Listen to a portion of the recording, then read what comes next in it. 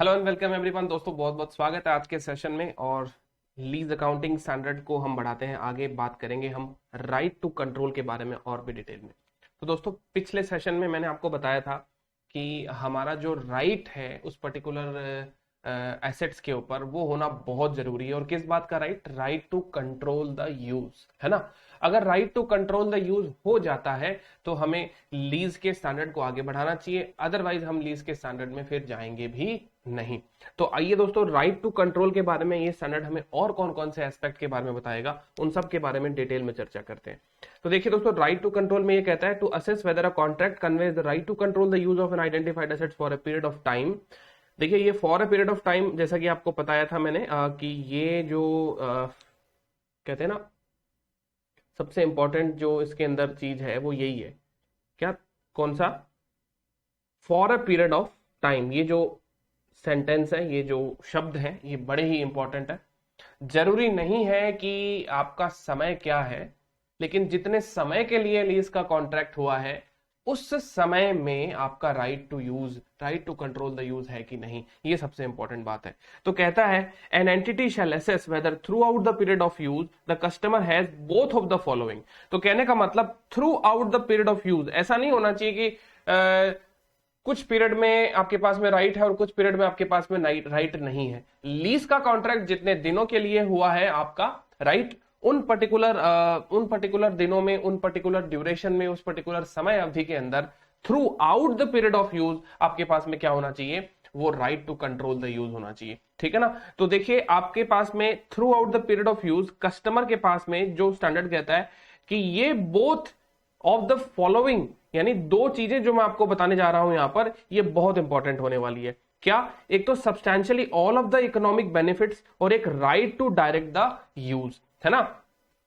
यानी कस्टमर के पास में राइट टू ऑब्टेन क्या होना चाहिए? सारे के सारे इकोनॉमिक बेनिफिट सब्सटैंशियली, नॉट 100%। इसके बारे में आपको प्रीवियस वीडियो में एक्सप्लेन किया था मैंने। 100% होना जरूरी नहीं है, अप्रोक्सीमेटली 100% हुआ तो भी चलेगा, क्लोज टू 100 हुआ तो भी चलेगा। अब ये परसेंटेज कितना होना चाहिए, इसके लिए मैंने आपको बताया था दोस्तों कि परसेंटेज की लड़ाई तो आईएफआरएस में केस टू केस बेसिस पे, फैक्ट्स एंड सर्कमस्टेंस बेसिस पे जज करी जाएगी। यहां पर इस चीज का कोई थ्रेशोल्ड नहीं है। वहीं यूएस गैप में इसका थ्रेशोल्ड बनाया हुआ है कि 90% को हम सब्सटैंशियल मान लेते हैं, बट हमको यहाँ पे कोई थ्रेशोल्ड बना के नहीं चलना। हमें यही शब्द के ऊपर फोकस करना है, सब्सटैंशियली। और इस सब्सटैंशियली वर्ड को client to client, customer to customer, company to company interpret करके चलेंगे। ठीक है। Now right to direct the use of the identified assets. तो एक तो ये हो गया कि बेनिफिट हमको मिलने चाहिए, किसको? कस्टमर को। और हम उस पर्टिकुलर एसेट्स को डायरेक्ट कर सकें, उसके यूज को डायरेक्ट कर सकें, मतलब हमारे दिशा निर्देश में ही वो एसेट जो है वो काम करना चाहिए, बाकी का किसी का कंट्रोल उसके ऊपर नहीं होना चाहिए। तो कहता है right to control the use of an asset may not necessarily be documented in form as a lease agreement. देखिए दोस्तों, जब अपन लीज अग्रीमेंट बनाते हैं तो लीज अग्रीमेंट के ऊपर काफी सारा जो है कहते हैं ना, आपके टर्म्स एंड कंडीशंस डॉक्यूमेंट करी जाती है। तो ये जो right to control the use वाली बात है ना, उस लीज एग्रीमेंट के अंदर लिखी हुई हो साफ साफ शब्दों के अंदर, ऐसा कोई जरूरी नहीं है। सब्सटेंस होना बहुत जरूरी है। सबसे इंपॉर्टेंट चीज क्या है? सब्सटेंस। लिखावट में अगर वो ना भी रहेगा तो भी कोई दिक्कत नहीं है, लेकिन सब्सटैंशियली अगर आपके पास में ये दोनों चीज है तो आपके पास में right to control the use आ जाएगा। तो as a lease agreement often the right to use as an identified asset is embedded in an arrangement that may appear to be a supply arrangement और service contract. तो sometimes क्या होता है, कोई supply या सर्विस का contract है आपका, उसके अंदर ये राइट टू यूज वाला जो टर्म्स एंड कंडीशन है एम्बेडेड रहता है। जैसे देखिए सीधी बात है, अगर आप मुझे किराया दे रहे हैं और हमने 5 साल का कोई कॉन्ट्रैक्ट कर लिया, तो 5 साल का आप मुझे यदि किराया दे रहे हैं तो मैं डेफिनेटली आपको कोई एक ऐसी एसेट दे रहा हूं जिसके ऊपर आपका यूज करने का अधिकार आपको मिल रहा होगा। अब वो चीज आपके कॉन्ट्रैक्ट में स्पष्ट रूप से लिखी गई हो या ना लिखी गई हो, उससे कुछ फर्क नहीं पड़ता। So therefore a reporting entity should consider all of the terms of an arrangement to determine whether it contains a lease. तो जब ये चीज मिसिंग है तो बाकी के कॉन्ट्रैक्ट को बहुत ध्यान से पढ़ना पड़ेगा और पढ़कर ये पता लगाना पड़ेगा, ये कंक्लूजन निकालना पड़ेगा कि उस पर्टिकुलर कॉन्ट्रैक्ट के अंदर right to control the use है या फिर नहीं। तो कहता है देखिए, further if the customer has the right to control of the use of an identified assets for only a portion of the term of the contract contains a lease for that portion of the term। देखिए सीधी बात है, यहां पर अगर आपका lease contract हुआ है, अब लीज कॉन्ट्रैक्ट के अंदर जिस पर्टिकुलर पीरियड का लीज कॉन्ट्रैक्ट हुआ है, क्या उस पर्टिकुलर पीरियड के अंदर आपका right to control the use आ रहा है कि नहीं आ रहा, आपको ये चेक करना है। आपको ये नहीं चेक करना कि इस असेट्स की जो नॉर्मल लाइफ है वो कितनी होती है, आपका अग्रीमेंट जो है वो कितने का है टोटल, है ना, कितने ड्यूरेशन का अग्रीमेंट है, आपको यूज करने का अधिकार कितने दिनों का दिया गया है। अब हो सकता है आपको ये वाली बात शायद थोड़ी नहीं समझ में आई हो मेरी बताने से, तो देखिए इलस्ट्रेशन 7 जो है एकदम प्रॉपर इलस्ट्रेशन है, इसी चीज को प्रैक्टिकली एक्सप्लेन करता है। देखिए क्या कह रहा है, ABC limited enters into a contract with XYZ limited which grants ABC limited exclusive rights to use a specific grain storage facility over a 5 year period. देखिए दोस्तों 5 सालों का, आने वाले 5 सालों का हमारा अग्रीमेंट हुआ है और एक ग्रेन स्टोरेज फैसिलिटी है, एक प्रकार से वेयर हाउस समझ लीजिए, है ना, ये आपका कोई वेयर हाउस है आपका ग्रेन स्टोर करने का, तो ये वेयर हाउस की सर्विस आप ले रहे हैं, ठीक है। अब पता ये लगाना है हमको कि ये वेयर हाउस की सर्विस ले रहे हैं या हमने ये लीज पर वेयर हाउस ले लिया है, यही दोनों चीज होगी, क्योंकि उसके अकॉर्डिंग हमारी अकाउंटिंग गवर्न होती है, उसके अकॉर्डिंग हमको अकाउंटिंग करनी पड़ेगी। तो देखिए यहां पे क्या कह रहे हैं, 5 साल के पीरियड के लिए लिया गया है और कहता है in the month of May and June, केवल 2 महीनों में, मई और जून के महीनों में, during these months ABC limited has the right to decide which crops are placed in storage and when to remove them। अब ये राइट एबीसी लिमिटेड के पास में है सिर्फ और सिर्फ मई मंथ का और जून मंथ का, खाली 2 महीनों में एबीसी लिमिटेड के पास में ये राइट आ रहा है। अब देखिए ये क्या कह रहा है, XYZ limited provides the loading और अनलोडिंग सर्विसेज। XYZ लिमिटेड यहां पे लोडिंग और अनलोडिंग सर्विस प्रोवाइड कर रहे हैं आपको during the other 10 months each year. अच्छा, XYZ limited has the right to determine how the warehouse will be used। बाकी के 10 महीनों में XYZ लिमिटेड के पास में ही ये अधिकार है कि वेयरहाउस को कैसे यूज किया जाए। कहता है which party has the right to control the use of the identified assets during the period of use। देखिए दोस्तों during the period of use, आप पीरियड ऑफ यूज किसको कहेंगे, आप 5 साल को पीरियड ऑफ यूज कहेंगे या सिर्फ मई और जून को पीरियड ऑफ यूज कहेंगे। अब देखो इंपॉर्टेंट चीज ये है कि आने वाले 5 सालों का ये कॉन्ट्रैक्ट है, बट इन 5 साल के अंदर अगर मैं कहूं इफेक्टिवली देखा जाए तो मई और जून में मेरे पास में राइट टू यूज है। कौन से महीनों में, मई और जून में, बाकी 10 महीनों में मेरे पास में राइट टू यूज नहीं है। तो मई और जून केवल 2 महीनों के लिए ये हमारा कॉन्ट्रैक्ट जो है वो पर ईयर में, मतलब 2/12 कह सकते हैं इसको, यानी एक साल में जो 12 महीने होते हैं इसमें से आपके पास में 2 महीनों का कॉन्ट्रैक्ट जो है वो लीज कैटेगरी का है, बाकी 10 महीनों के अंदर आपका ये लीज का कॉन्ट्रैक्ट नहीं रहेगा। क्यों नहीं रहेगा, क्योंकि उन 10 महीनों में आपके पास में इस गोडाउन का, इस वेयर हाउस का कोई भी right to control the use नहीं है। अब देखिए ये स्टैंडर्ड क्या कहना चाह रहा है, यहां पे देखिए right to use for a portion of the term of the contract. तो यहां पर अब ये जो पोर्शन है, तो टर्म तो आपकी हो सकती है 12 महीना, 12 साल भी हो सकती है, 10 साल भी हो सकती है, लेकिन इस पूरे के पूरे टर्म के अंदर क्या कोई ऐसा पोर्शन है जिसमें लीज अकाउंटिंग हम कर सकते हैं। तो बिल्कुल सही बात है दोस्तों, यहां पर आपको ये बात समझनी पड़ेगी कि 2 महीनों में आपने वो जो वेयर हाउस है वो किराए पे ले लिया है, लीज पे ले लिया है, और सिंस ये लॉन्ग टर्म कॉन्ट्रैक्ट है, 5-10 साल का कॉन्ट्रैक्ट है, इस केस में 5 साल का कॉन्ट्रैक्ट है, तो ये आपका लीज कॉन्ट्रैक्ट होगा फॉर 2 मंथ्स ओनली। बाकी के 10 मंथ में क्या होगा सर, तो बाकी के 10 मंथ में ये सर्विस कॉन्ट्रैक्ट हो जाएगा, सीधी सी बात है। तो कहने का मतलब यहां पर ये हो गया कि आपको जो फोकस करना है ना, वो फोकस किसके ऊपर करना है। हाँ जी, तो देखिए फ्रेंड्स यहां पे कहता है कि further if the customer has the right to control the use of an identified assets for only a portion of the term, है ना, of the contract, the contract contains a lease for that portion of the term। तो इस particular question में हमारे पास कुल मिला के 12 महीने का कॉन्ट्रैक्ट है सालाना, वैसे ये 5 साल के लिए है, तो टोटल 60 मंथ का ये कॉन्ट्रैक्ट हो गया। 60 मंथ के कॉन्ट्रैक्ट में 2 × 5 दैट मीन्स 10 मंथ। 10 मंथ के लिए ये मेरा लीज कॉन्ट्रैक्ट होगा और मैं इस पर्टिकुलर महीनों में जो किराया दूंगा उसकी लीज अकाउंटिंग करूंगा और मैं वेयर हाउस को एज अ लीज्ड एसेट दिखाऊंगा, आइडेंटिफाइड लीज एसेट दिखाऊंगा इन 2 महीनों के पीरियड के लिए, समझ रहे हो ना। और बचे हुए हमारे जो भी मंथ हो जाते हैं, जैसे कि 50 मंथ हो गए हमारे, ये 50 मंथ में ये मेरा कॉन्ट्रैक्ट जो है दोस्तों, ये मेरा कॉन्ट्रैक्ट कहलाएगा सर्विस कॉन्ट्रैक्ट। अब इन सर्विस कॉन्ट्रैक्ट में मैं क्या कर रहा हूं, वेयर हाउस की सर्विसेज ले रहा हूं, सामने वाले को किराया दे रहा हूं, और मेरा वेयर हाउस पे कोई कंट्रोल नहीं है, समझ रहे हो ना, वो तो मुझे बस स्पेस प्रोवाइड कर रहा है और उस स्पेस का कंट्रोल उसी के पास में है, वो तो मुझे सिर्फ सेवाएं प्रदान कर रहा है, राइट। तो देखिए स्प्लिट हो गया ना ये कॉन्ट्रैक्ट आपका। तो सर बोला कि अब ये जो 2 महीने का साल भर के अंदर मैं जो वेयर हाउस किराए पे लेता हूं, तो 2 महीने की अकाउंटिंग कैसे करूंगा, मतलब क्या मैं उन 2 महीनों में इसे एसेट दिखाऊंगा या फिर मैं इसे एसेट्स दिखाता रहूंगा उस किराए से जितना किराया मैं उन 2 महीने का पे कर रहा हूं। तो देखिए दोस्तों, मैं आपको सीधी बात बता देता हूं, यहाँ पे अकाउंटिंग की चर्चा हम करेंगे वैसे आगे चलकर, बट आपकी हो सकता है आपको यहाँ पे डाउट आए कि सर ये 2 महीनों में इसकी अकाउंटिंग जो है वो कैसे होगी। अब लेट से सपोज करो पर मंथ का रेंट है 1000 रुपीज, ठीक है, एक बार के लिए प्रेजेंट वैल्यू फैक्टर को मैं भूल जाता हूं, अदरवाइज वो कॉम्प्लिकेटेड हो जाएगा। तो देखिए 1000 रुपीज का रेंट है और मैं 2 महीने 1 साल का रेंट देता हूं, तो 2000 रुपए का रेंट हो गया ना, 2000 रुपीज का रेंट हो गया। तो मैं क्या करूंगा, ये 2000 रुपीज को एसेट्स बुक करूंगा, right to use warehouse. मैं इस 2000 रुपए को क्या बुक करूंगा, राइट टू यूज, या वो अपन जो बोलते हैं ना ROU, एक ही नोमेनक्लेचर रख के चलते हैं, ROU वेयर हाउस, ठीक है ना। ये मेरा right of use warehouse है, 2000 रुपीज से बुक हो जाएगा और इसकी मुझे लीज लाइबिलिटी बुक करनी पड़ेगी 2000 रुपीज से, बराबर। और ये जो लीज लाइबिलिटी में बुक करूंगा इसका मैं पेमेंट कर दूंगा, ये लीजिए काम मेरा हो गया, ठीक है, पेमेंट हो गया।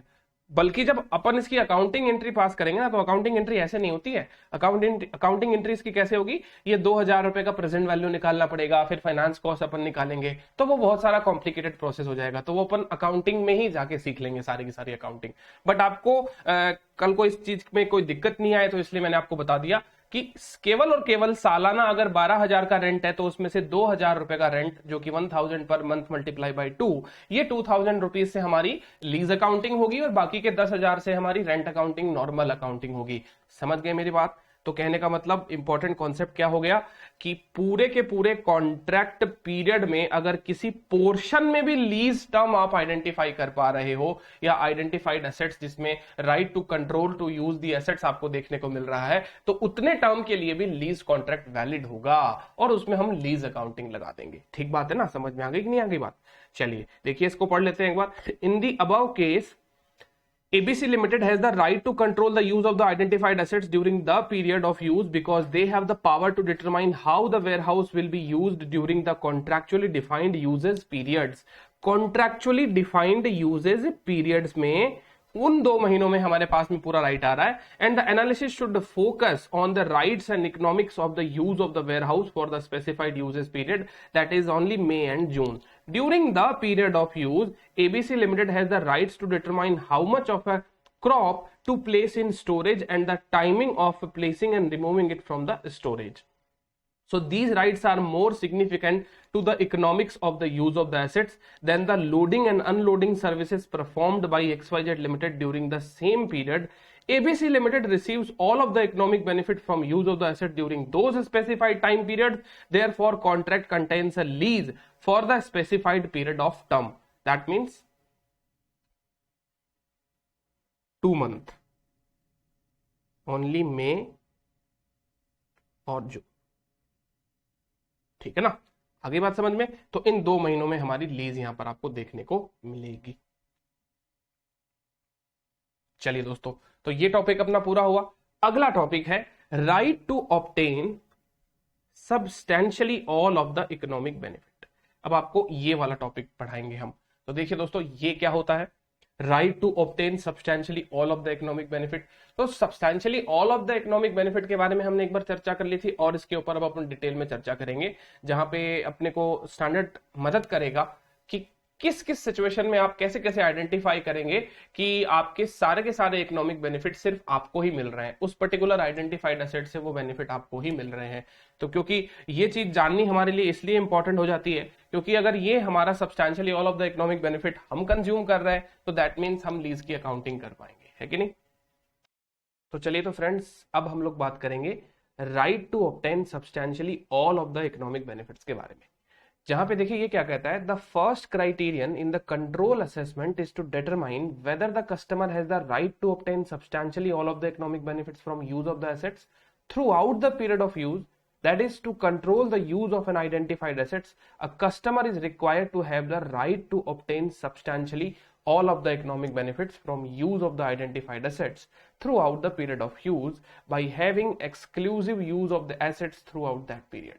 अब देखिए दोस्तों, यहां पर ये जो क्या कहना चाह रहा है, इसका जो मेन फोकस है, इसके पूरे के पूरे इस पैराग्राफ का जो मेन फोकस वो ये है कि through out the period of use के उसी पीरियड में, मतलब लेट्स से कि आपका जो भी कंजम्पशन पीरियड है, यूटिलाइजेशन पीरियड है, जिसमें आप उस एसेट्स को यूज कर रहे हैं, उस पर्टिकुलर पीरियड में उस पर्टिकुलर एसेट्स के ऊपर आपका अधिकार होना चाहिए, आपका राइट टू यूज, आपका राइट टू कंट्रोल होना चाहिए.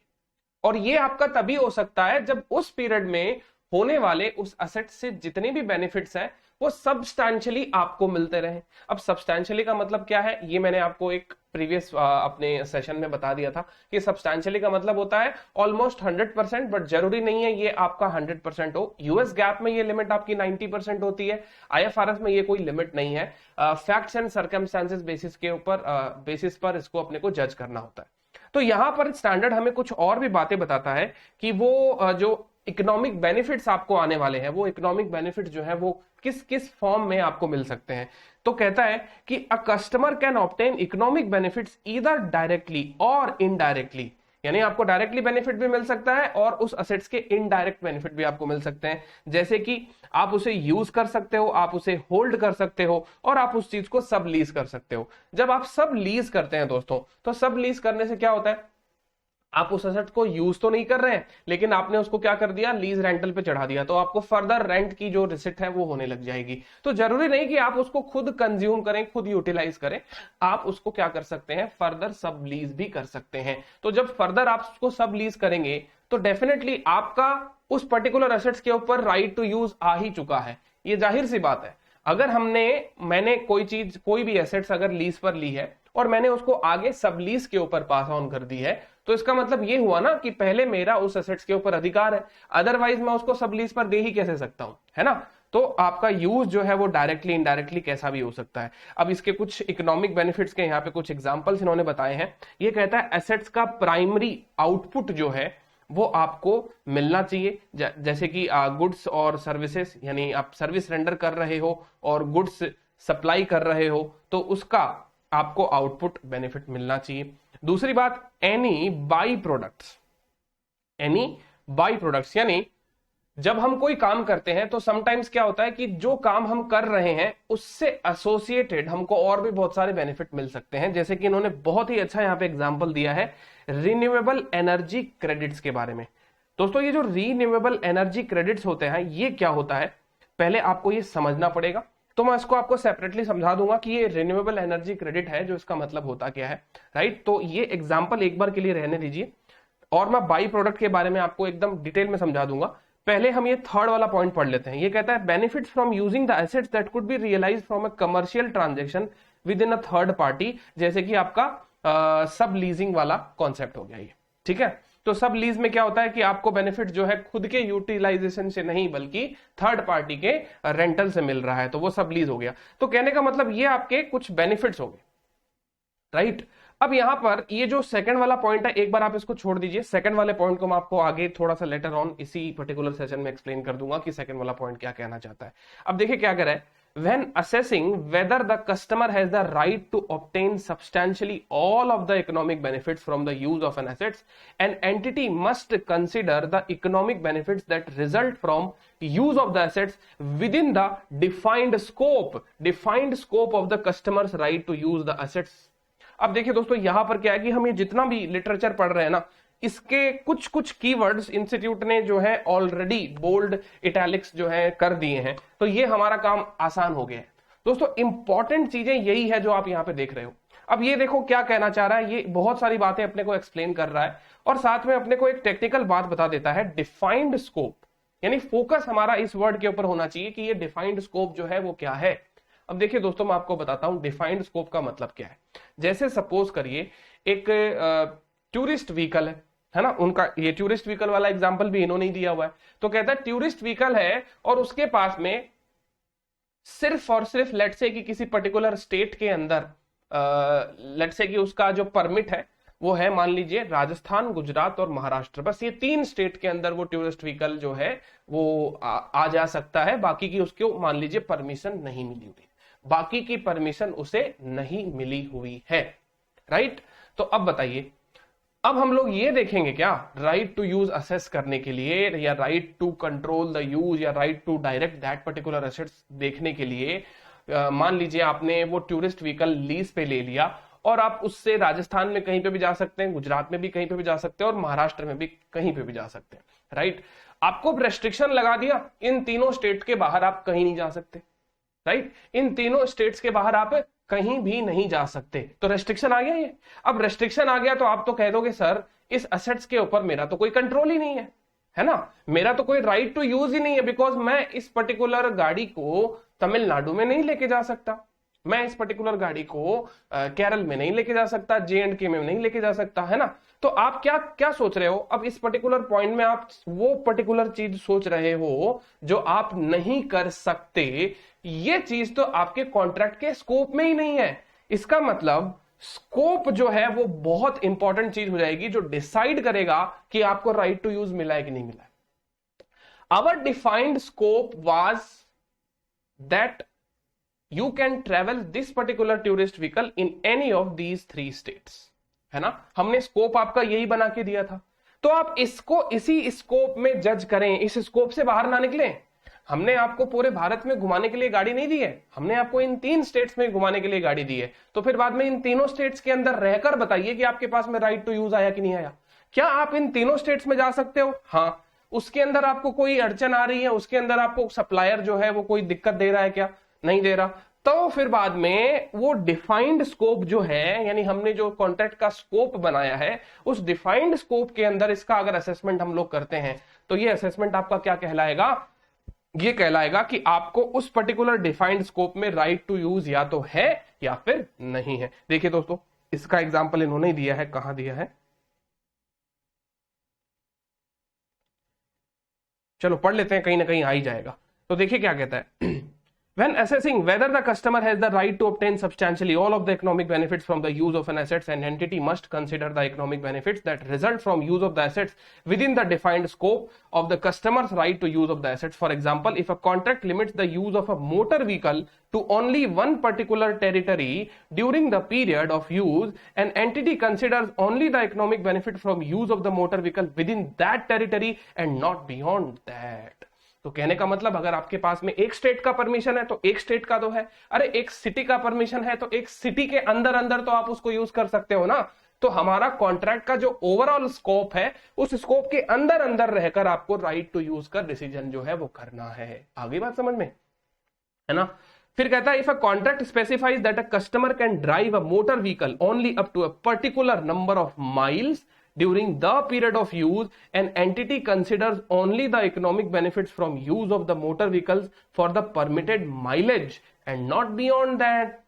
तो देखिए, अब आपको मान लीजिए ऐसा कोई मोटर व्हीकल दे दिया जिसको आप कहीं पे भी लेके जा सकते हैं, लेके जाइए, घूमिए। आजकल तो ऐसे ही मतलब जैसे होता ना, ये जूम कार आपने सुना होगा, कोई जूम कार बुक करा लेते हैं, जूम कार बुक कराने के बाद में उसको कहीं पे भी लेके चले जाओ, ठीक है, आपके पास में बस समथिंग वो कुछ होना चाहिए, पेपर वर्क वगैरह जो होना चाहिए। तो बट उनका कंडीशन क्या है कि देखिए सर, 1000 किलोमीटर तक का आपको हम यहाँ पे ड्राइविंग क्रेडिट जो है वो दे रहे हैं, इसके बियॉन्ड आप इस गाड़ी को नहीं चला सकते, ठीक है। तो आपको जहां पे भी जाना है आप 1000 किलोमीटर के अंदर अंदर ही अपनी ट्रैवलिंग जो है वो करके आइएगा, इससे ज्यादा का ट्रैवलिंग नहीं हो पाएगा, ठीक है। तो अब यहां पर क्या हुआ, स्कोप डिसाइड किया गया 1000 किलोमीटर। तो अब आपको क्या सोचना है, अरे भाई 1000 किलोमीटर तक तो परेशान नहीं करोगे ना। हाँ, आपने कहा 1000, हमारा तो 800 किलोमीटर भी नहीं होगा, तो हम 800 किलोमीटर तक चलाएंगे या 900 चलाएंगे, वो हमारी और उनकी आपस में अग्रीमेंट होगा, हमारा कॉन्ट्रैक्ट उस हिसाब से डिजाइन किया जाएगा। हम जो स्कोप पहले डिफाइन कर रहे हैं कॉन्ट्रैक्ट का, उस स्कोप में रहकर ही हमें डिसीजन लेना है, उस स्कोप से बाहर नहीं जाना। अब आप तो बोलोगे मुझे तो है ना 1000 किलोमीटर का राइट तो मिल गया, लेकिन उससे ऊपर का तो राइट मुझे नहीं मिला। अरे तो जो नहीं मिला उसके बारे में सोचना थोड़ी ना है, अपने को सोचना किसके बारे में है, कॉन्ट्रैक्ट के स्कोप के बारे में। तो स्कोप को पहले बहुत अच्छे से समझिए और फिर देखिए कि उस स्कोप में रहकर क्या आप स्वतंत्र हैं, क्या आपके पास में राइट आ गया है, तो फिर बाद में वो राइट ऑफ यूज है, अदरवाइज वो राइट ऑफ यूज नहीं है दोस्तों। ठीक है ना, तो ये बात समझे कि नहीं समझे। अब देखिए क्या कहता है आगे, a right that solely protects the supplier's interest in the underlying assets, for example limits on the number of a mile a customer can drive a supplier's vehicle as explained in the above example, does not in and of itself prevent the customer from obtaining substantially all of the economic benefits from use of the assets, and therefore are not considered when assessing whether a customer has the right to obtain substantially all of the economic benefits। ठीक है, तो बात आपको समझ में आ गई होगी यहां तक। चलिए अब आगे बढ़ते हैं। कहता है if a contract requires a customer to pay the suppliers और another party a portion of the cash flows derived from the use of an assets as consideration, for example if the customer is required to pay the supplier a percentage of sales from use of retail space as consideration for that use।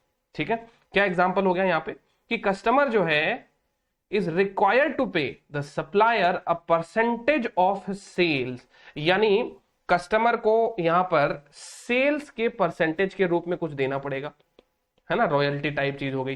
तो from use the retail space as consideration for that use. अब देखिए दोस्तों क्या होता है कि जो franchise based model होते हैं ना, जहां पे कुछ ब्रांड्स की फ्रेंचाइजी लेते हैं अपन, राइट। तो जैसे लेट्स से कि पेंटालून करके एक फ्रेंचाइजी होगी। अब ये पेंटालून की फ्रेंचाइजी जो है वो कोई कस्टमर है वो लेना चाहता है, ठीक है, तो वो क्या करेगा, पेंटालून की फ्रेंचाइजी के बदले कुछ पेमेंट वगैरह करेगा और कुछ इन्वेस्टमेंट वगैरह करेगा अपनी, है ना, शोरूम वगैरह बनाएगा। ठीक है, वो सारी चीजें जो है वो ऑन पेपर डिस्कस होगी कि कैपेक्स इन्वेस्टमेंट किसका होगा। ठीक है, फ्रेंचाइजी का जो आपका जो कस्टमर है जो फ्रेंचाइजी खरीद रहा है वो पेमेंट किस प्रकार से करेगा। ठीक है, और इसके अंदर रिवार्ड्स वगैरह क्या होंगे। तो दोस्तों इसके ऊपर मैं आपको एक केस स्टडी बताऊंगा आगे चलकर, बट वो प्रैक्टिकल पार्ट से रिलेटेड होगी एकदम। तो उसके लिए अपने को पहले पूरे लीज के सारे कॉन्सेप्ट्स को शार्प करना होगा। तो यहां पर देखिए क्या हो रहा है कि समटाइम्स हम क्या करते हैं, कंसिडरेशन के रूप में सेल्स के परसेंटेज के रूप में भी कुछ रॉयल्टी, मतलब रॉयल्टी के जैसा कुछ ले लेते हैं। तो कहता है ऐसी कंडीशन के अंदर ये वाली बात अगर हो रही है, जब हम सेल्स के ऊपर कुछ पैसा दे रहे हैं, सेल्स का परसेंटेज कुछ यदि अपन दे भी रहे हैं, तो इससे that requirement does not prevent the customer from having the right to obtain substantially all of the economic benefits from use of the retail space. कल को आप ऐसा मत सोच लेना कि मैं तो सेल्स के ऊपर अब कुछ कमीशन देने लग गया या कुछ फीस देने लग गया तो मेरे पास तो बेनिफिट पूरे आ ही नहीं रहे, क्योंकि सेल्स मेरी है, राइट। अब सेल्स आपकी है तो फ्रेंचाइजी तो उनकी भी है ना।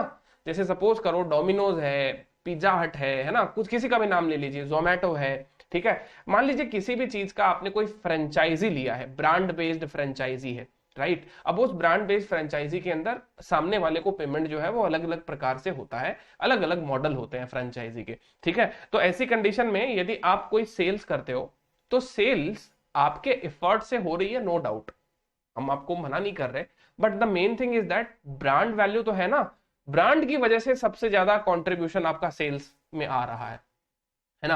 आप तो सिर्फ क्या कर रहे हो, अपना बिजनेस जो है वो आगे बढ़ा रहे हो, अपने एफर्ट्स डाल रहे हो, बट मेन चीज आप ब्रांड यूज कर रहे हो किसी का। तो जब आप किसी भी पर्टिकुलर पर्सन का ब्रांड यूज कर रहे हो या एंटरप्राइज का ब्रांड यूज कर रहे हो तो आपको उसको समटाइम्स क्या होता है कि वो लोग सीधा सेल्स के ऊपर आपको रॉयल्टी जो है या फीस जो है वो चार्ज कर लेते हैं, ठीक है। तो अपन आगे चल के पढ़ेंगे कि जो लीज रेंटल है वो फिक्स्ड भी होते हैं तो वेरिएबल भी होते हैं। फिक्स लीज रेंटल में क्या क्या आता है सर, वेरिएबल लीज रेंटल में क्या क्या आता है ना। तो ये बात थोड़ी आगे की हो गई है, बट इन्होंने अगर यहाँ पे इसका एग्जांपल दिया तो आपको एक बार एटलीस्ट केस का जो फैक्ट्स है वो क्लियर हो जाना चाहिए कि फैक्ट्स जो है वो क्या कह रहे हैं।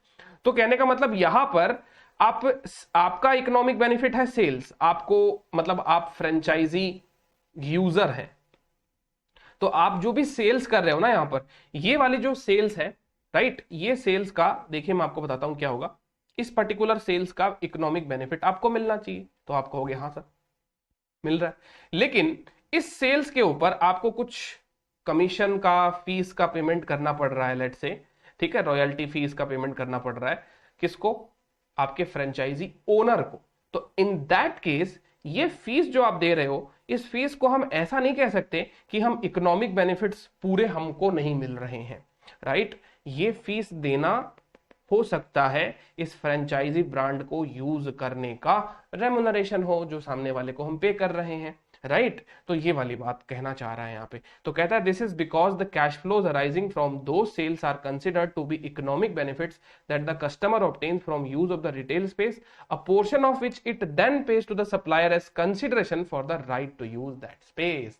इसका मतलब आप जो उसको दे रहे हो ना, वो एक प्रकार से आपका क्या हो गया, कंसिडरेशन हो गया, है ना। आगे चल के बहुत अच्छी अच्छी केस स्टडीज आएगी दोस्तों, जो आपको समझ में आएगी जब हम लोग इसके प्रैक्टिकल पार्ट में आ जाएंगे। इसके पहले हम लोग इसके सारे के सारे नॉन न्यूमेरिकल कॉन्सेप्चुअल पार्ट को अच्छे से कर लेते हैं। तो आई होप आपको यहां तक सारी की सारी बात समझ में आ गई, ठीक है।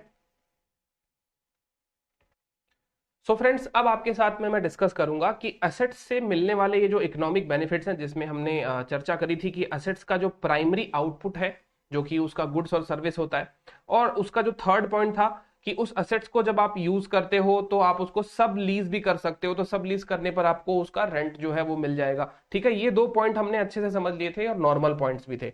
अब दोस्तों ये जो सेकंड वाला पॉइंट है ना, इसमें ये बड़ा इंपॉर्टेंट पॉइंट है।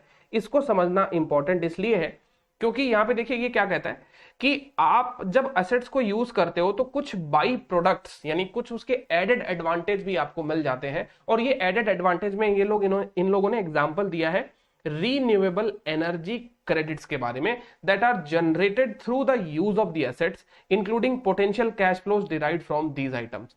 तो बेसिकली यहां पर क्या कहना चाह रहा है कि ये जो रिन्यूएबल एनर्जी क्रेडिट्स है ना, ये जो है ये बेसिकली क्या होता है, ठीक है। REC इसको अपने लोग शॉर्ट में कह देंगे रिन्यूएबल एनर्जी क्रेडिट्स, या कुछ लोग इसको रिन्यूएबल एनर्जी सर्टिफिकेट्स के नाम से भी बुलाते हैं, है ना। अब ये REC जो मॉडल है, पहले आप इसको समझ लीजिए। ये मैं आपको इतना डिटेल में इसलिए समझाने की कोशिश करूंगा क्योंकि इसके ऊपर हमारा एक इलस्ट्रेशन भी है स्टडी मटेरियल के अंदर। तो पहले इस REC के बारे में समझते हैं कि ये REC जो है दोस्तों ये क्या होता है, ठीक है। तो देखिए यहां पर मैं आपको बताता हूं कि ये जो रिन्यूएबल एनर्जी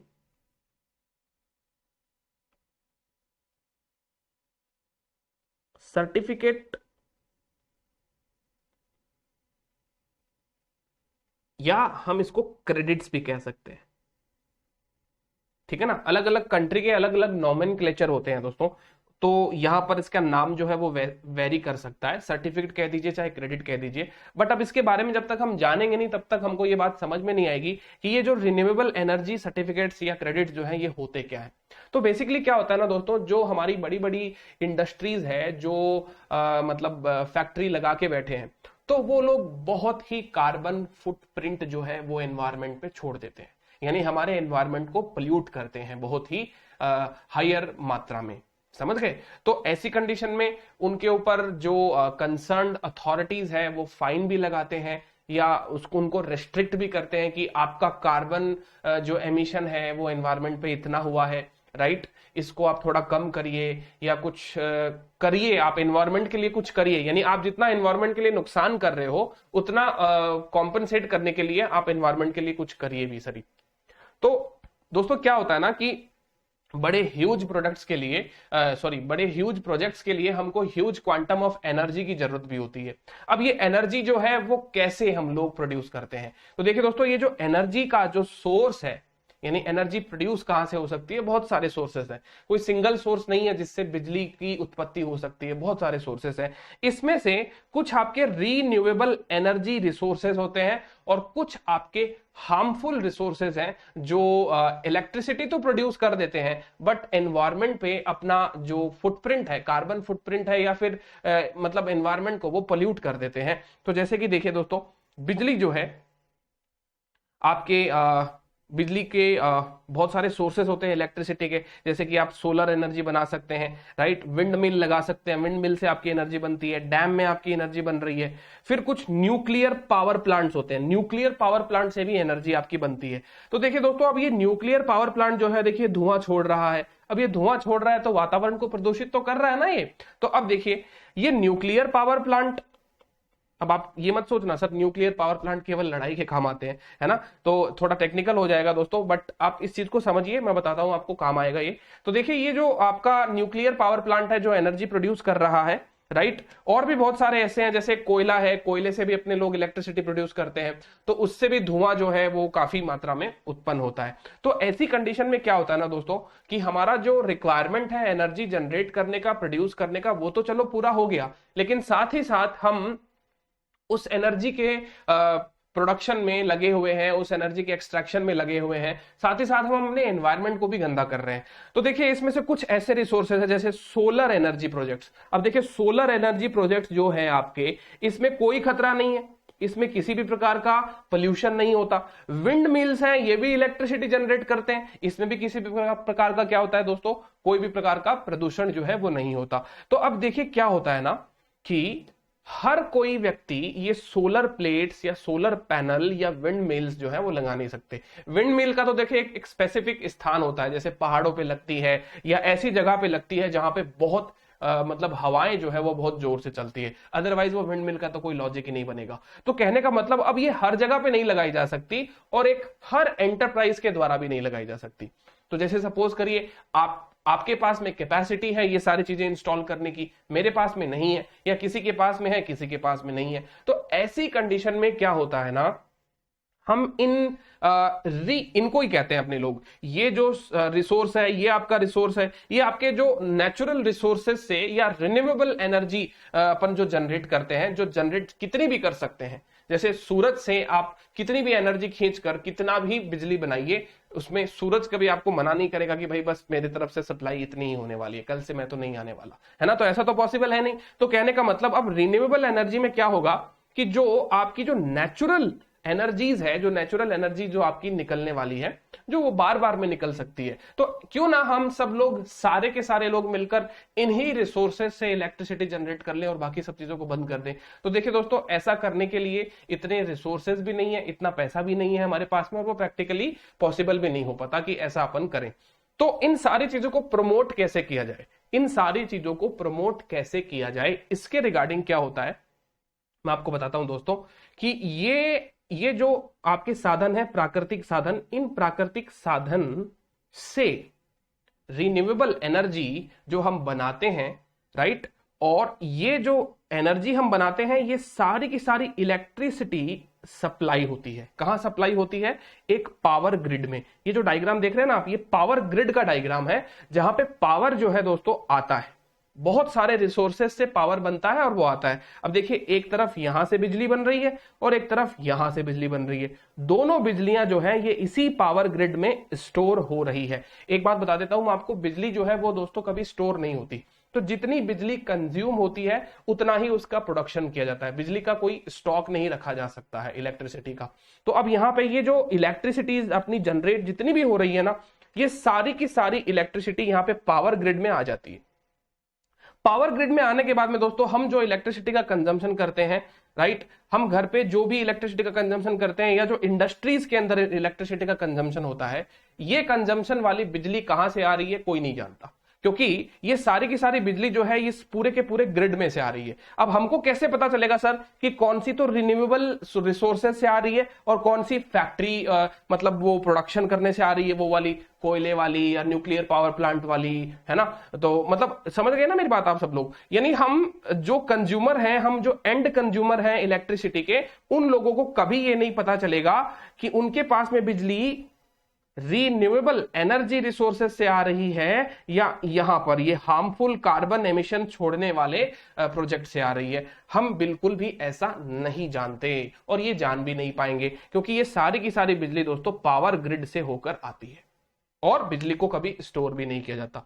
तो देखिए सर, इन सारी चीजों का ये जो है REC से मतलब क्या है, रिन्यूएबल एनर्जी सर्टिफिकेट या क्रेडिट से मतलब क्या है। तो देखिए दोस्तों, जो लोग भी ये प्रोजेक्ट लगा के रखें, जिन जिन का भी ये प्रोजेक्ट है जो रिन्यूएबल एनर्जी प्रोजेक्ट लगा के रखे हैं, उनको एक क्रेडिट सर्टिफिकेट मिलता है एक certain quantum of electricity produce करने का, है ना। एक क्रेडिट सर्टिफिकेट REC, आप इसको रिन्यूएबल एनर्जी सर्टिफिकेट कह दीजिए या आप इसको क्रेडिट कह दीजिए। इंडिया में हम इसको क्रेडिट कह देते हैं, है ना, इंटरनेशनली इसको सर्टिफिकेट कह दिया जाता है, वो कोई दिक्कत वाली बात नहीं है, just a difference of nomenclature. तो आरईसी, एक आरईसी जनरली देखिए क्या होता है दोस्तों, 1 मेगावाट आवर का हो गया, ठीक है। अब थोड़ा सा ज्यादा इलेक्ट्रिसिटी में चले गए अपन, इसमें 1000 किलोवाट आवर्स होते हैं। तो कहने का मतलब आप जितने भी किलोवाट आवर्स की इलेक्ट्रिसिटी प्रोड्यूस कर रहे हो या जितने भी मेगावाट आवर की इलेक्ट्रिसिटी जो भी प्रोड्यूस कर रहा है by way of renewable energy resources,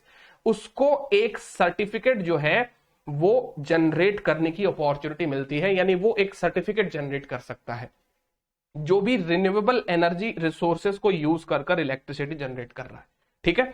तो जितनी इलेक्ट्रिसिटी हमने जनरेट करी है उसको डेफिनेटली मेजर किया जा सकता है, उसको क्या किया जा सकता है, डेफिनेटली मेजर किया जा सकता है। तो जो इलेक्ट्रिसिटी जनरेटर हैं, है ना, वो लोग बिल्कुल ये पता लगा सकते हैं कि कितनी बिजली उन्होंने जनरेट करी, लेकिन जो इलेक्ट्रिसिटी के कंज्यूमर जो होते हैं उनको ये नहीं पता होता कि कितनी इलेक्ट्रिसिटी उन्होंने रिन्यूएबल एनर्जी रिसोर्सेज से कंज्यूम करी और कितनी उन्होंने आपके नॉर्मल तरीके से जो एनवायरनमेंट को पोल्यूट करते हैं उसके बेसिस पर उन्होंने कंज्यूम करी है, बिल्कुल भी उनको ऐसा पता नहीं रहता। तो ऐसी कंडीशन में दोस्तों क्या होता है कि ये जितने लोग भी भला काम कर रहे हैं ना, ये लोग एक आरईसी को सब्सिक्वेंटली सेल कर सकते हैं, सेल कर सकते हैं। मतलब जितना क्रेडिट सर्टिफिकेट इनके पास में होगा ना, और ये क्रेडिट सर्टिफिकेट दोस्तों अपने बैंक अकाउंट की तरह होता है ना, पूरा का पूरा सिक्योर्ड होता है ये, और मतलब इसकी पूरी की पूरी ट्रैकिंग होती है कि आपके पास में अगर ये क्रेडिट सर्टिफिकेट है तो उसका इतना वैल्यू है, उसमें इतनी कैपेसिटी है कि आप इतना यूटिलाइजेशन कर सकते हो। तो बेसिकली अब ये जो होता है ना, यहां पर आरईसी को देखिए, मैं बताता हूं कहां गया वो,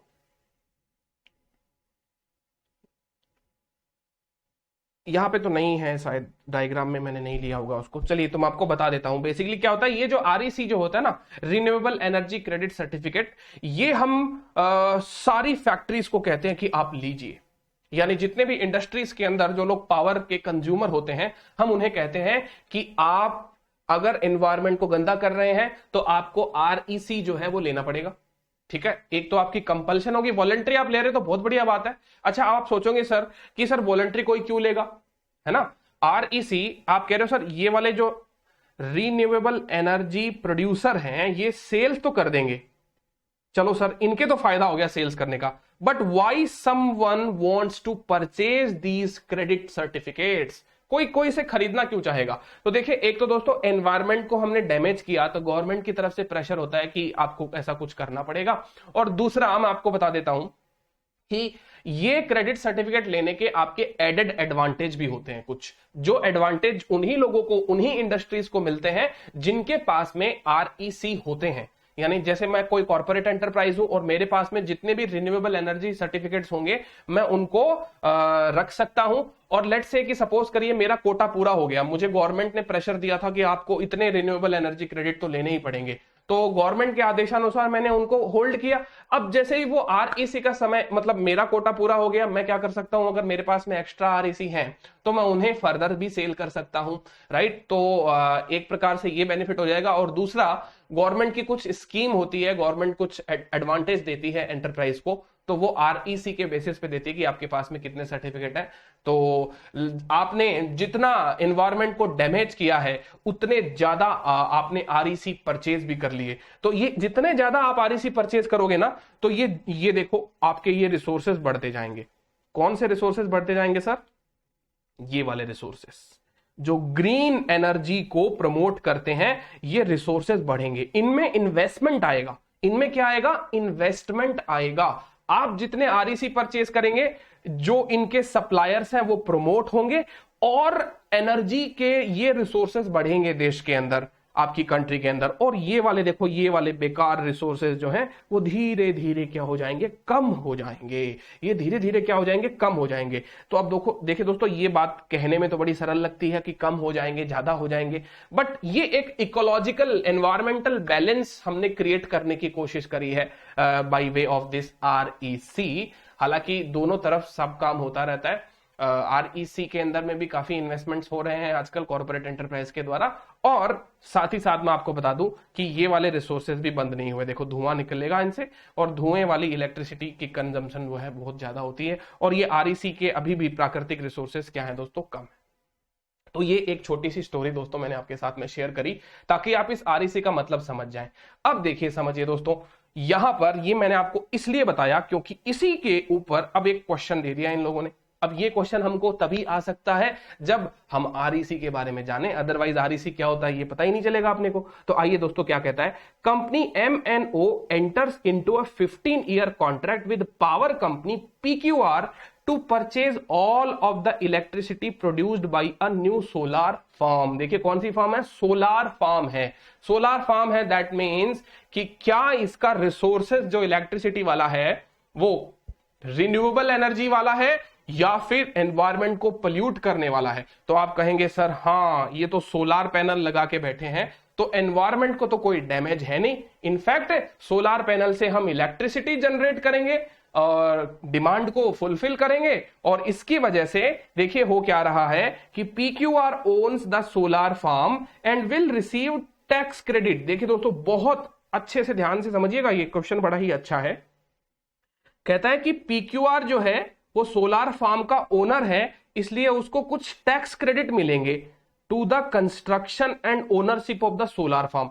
आप देखते हैं ना दोस्तों, डायरेक्ट टैक्स का सब्जेक्ट अपन पढ़ते हैं, उसके अंदर कई बार हम ऐसे ऐसे प्रोजेक्ट्स लगाते हैं तो सरकार हमें ग्रांट दे देती है या कोई सेक्शन के हिसाब से हमको कुछ रिबेट या टैक्स के अंदर कोई छूट मिल जाती है, ऐसे ऐसी चीजें अपने को देखने को मिलती है। तो ये टैक्स क्रेडिट जो है ना असेसी को मिलेगा, राइट। असेसी कौन है, PQR है। सो PQR को गवर्नमेंट ऑफ इंडिया की तरफ से कुछ टैक्स क्रेडिट जो है वो मिलने वाले हैं। क्यों मिलने वाले हैं, देखिए क्योंकि इसने सोलार फार्म लगाया है। अब सोलार फार्म एनर्जी को प्रमोट करता है। मैं नहीं जानता दोस्तों डायरेक्ट टैक्स के में इसके क्या रिलेवेंट प्रोविजन होंगे, इतनी तो मुझे इसमें ज्यादा जानकारी तो नहीं है डायरेक्ट टैक्स के रिगार्डिंग, बट हाँ ऐसी ऐसी चीजों को गवर्नमेंट प्रमोट करती है तो कुछ ना कुछ कोई ना कोई सेक्शन में पता नहीं दे देती होगी कोई एग्जाम्पशन। अब देखिए क्या होता है, and MNO will receive renewable energy credits. अब यहां पे ये वाली बात बड़ी इंपॉर्टेंट हो गई कि MNO कौन है, MNO है दोस्तों हमारा लेसी, और लेसर कौन है, PQR is the lessor. But MNO को रिन्यूएबल एनर्जी क्रेडिट सर्टिफिकेट मिलेंगे that accrue from use of the solar farm. Solar farm को जितना आप यूज करेंगे उसके REC किसको अक्रू होंगे, MNO को। सर ये PQR को क्यों नहीं होंगे, क्योंकि PQR ने ये एसेट लीज पर दे दिया है। और दोस्तों अगर यही बेनिफिट यदि स्टिल PQR को होते तो हम कहते फिर राइट ऑफ यूज मैंने कहां ट्रांसफर किया दोस्तों, राइट ऑफ यूज तो मेरा MNO के किसके पास रह गया, PQR के पास ही रह गया। समझ गए। देखिए बहुत बहुत ध्यान से समझ लीजिएगा क्या क्या बातें हो रही है इसके अंदर। MNO जो है वो तो हमारा है लेसी, बराबर, और PQR जो है वो हो गया लेसर। सर आपने इतने कॉन्फिडेंस के साथ में कैसे कह दिया, इन्होंने ही कह दिया आंसर के अंदर, देखिए क्वेश्चन के अंदर इन्होंने ही कह दिया कि ये जो REC के बेनिफिट्स हैं, MNO will receive renewable energy credits that accrue from the use of the solar farm।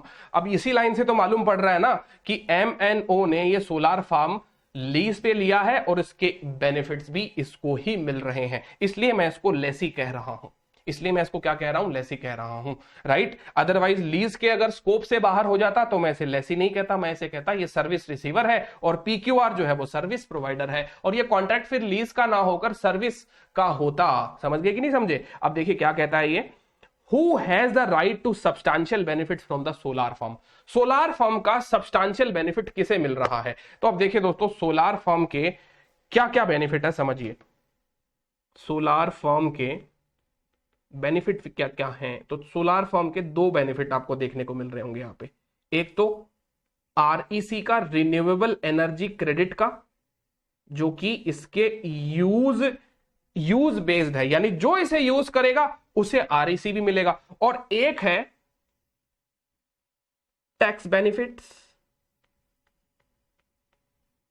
है ना, टैक्स बेनिफिट्स टैक्स क्रेडिट जो भी है जैसा भी है जिस भी नाम से मिलेगा कोई दिक्कत वाली बात नहीं है, बट दूसरा जो बेनिफिट है वो टैक्स बेनिफिट है। ठीक है, टैक्स बेनिफिट किसको मिलता है, असेसी को मिलेगा, ये आपका भूल कर भी लेसी को नहीं मिलेगा। ये मत समझ लेना कि टैक्स बेनिफिट आपका लेसी को मिलेगा।